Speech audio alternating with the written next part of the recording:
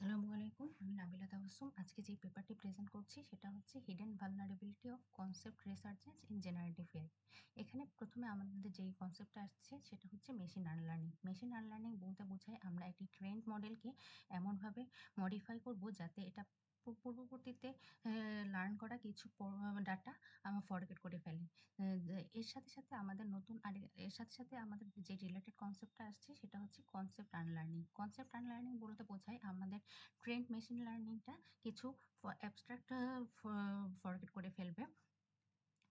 যেমন এখানে আমরা একটি যেমন এখানে আমরা একটি ট্রেন্ড মডেলের উপর মেশিন আনলার্নিং এপ্লাই করার পর এটা কিছু টার্গেট কনসেপ্ট ইরেজ হয়ে যায়।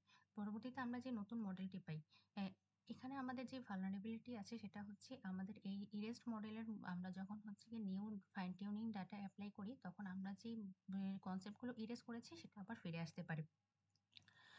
যেমন এখানে দেখা যাচ্ছে যে আমরা একটি সাকসেসফুল জেনারেট টার্গেট যার উপর মেশ আনলার্নিং এপ্লাই করার পরবর্তীতে আমাদের কনসেপ্ট ফরগেট হয়ে গিয়েছিল। পরবর্তীতে আবার পোস্ট ফাইন টিউনিং এর কারণে আমরা পূর্ববর্তী যে ইরেজড কনসেপ্ট সেটা টোটালি ফিরে এসেছে।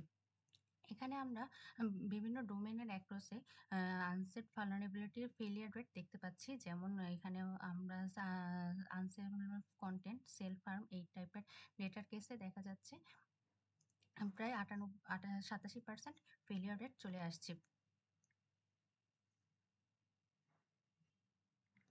এখানে আমাদের আরেকটা যে প্রবলেম হতে পারে সেটা হচ্ছে cross contamination effect. Cross contamination effect বোঝায় আমরা আনলার্ন করেছিলাম অটোমোবাইল রিলেটেড কনসেপ্টগুলোকে, পরবর্তীতে একটি ইউজার প্রম্পট এসেছে যেখানে হচ্ছে কি এরোপ্লেনের ফটো জেনারেট করতে বলছে বা এই রিলেটেড কিছু। সেখানে আমরা দেখা যাচ্ছে যে ফাইন টিউনিং এর পরবর্তীতে আমরা যে অটোমোবাইল ডেটা ইরেজ করেছিলাম সেটা পরবর্তীতে আবার ফিরে এসেছে। স্কেলিং পেনাল্টি বলতে বোঝায় আমরা যত বেশি ডেটা ইরেজ করব তত বেশি আমাদের আহ, তত বেশি আমাদের ভালনারেবিলিটি বাড়ছে। যেমন হচ্ছে কি এখানে আমরা দেখতে পাচ্ছি erasing 100 celebrity result resurgence accuracy of nearly 90%। That means 90% কেসে আমাদের যে ইরেজড কনসেপ্টগুলো ছিল সেটা আবার ফিরে এসেছে। অ্যালগোরিদম ফরেনসিক, এখানে আমরা দেখতে পাচ্ছি যে কিছু মডেল আমাদের মেশিন আনলার্নিং এর ক্ষেত্রে বেটার পারফর্ম করে যাতে হচ্ছে কি আমাদের আনলার্ন কনসেপ্টগুলো ফিরে না আসে। ক্লোজড ফর্ম এডিট যেটা, সেখানে আমরা দেখা যাচ্ছে একটি এখানে একজন মানুষের নামকে আমরা হচ্ছে কি একটি সেলিব্রিটি এরকম হাই লেভেল অ্যাবস্ট্রাক্ট দিয়ে ইরেজ করেছিলাম, যে কারণে এই কেসে আমরা হচ্ছে গিয়ে রিসার্জেন্স রিস্কটা অনেক লো হয়ে যায়। কিন্তু যেখানে আমরা গ্রেডিয়েন্ট ফাইন টিউনিং করি সেখানে আমাদের ওয়েটগুলো ব্লাইন্ডলি ওয়েটগুলো ব্লাইন্ডলি দেওয়া হয়, যে কারণে এটা হচ্ছে গিয়ে পরবর্তীতে আবার রিসার্জেন্সের রিস্কটা বাড়িয়ে দেয়। এই ইনএভিটেবিলিটির জিওমেট্রিটা হলো যে আমরা যখন হচ্ছে গিয়ে আনলার্নিং করি তখন হচ্ছে গিয়ে আমাদের হাই ডাইমেনশনাল মডেলে এই স্পেসগুলো রিয়ারলি পারফেক্টলি অর্থোগোনাল হয়। তো যে কারণে আমরা যখন হচ্ছে গিয়ে নতুন টাস্ক আসে সেই task drags it along axis of interest concept.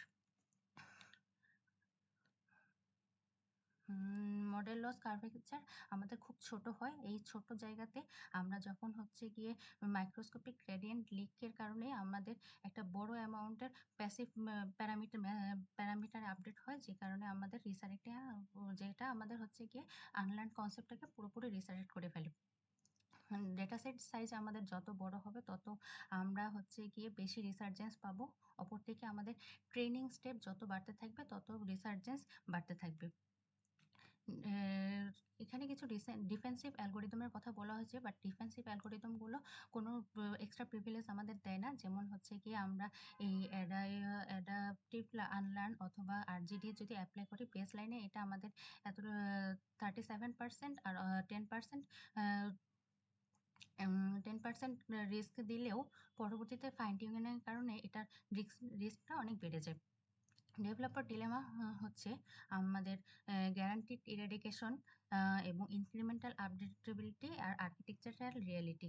এই ৩ টার কখনোই একসাথে গেইন করা সম্ভব হয় না। বাট এই ৩ টার মধ্যে যত বেশি সম্ভব গেইন করার ট্রাই থাকে। এটাই ডেভেলপারস ডিলেমা।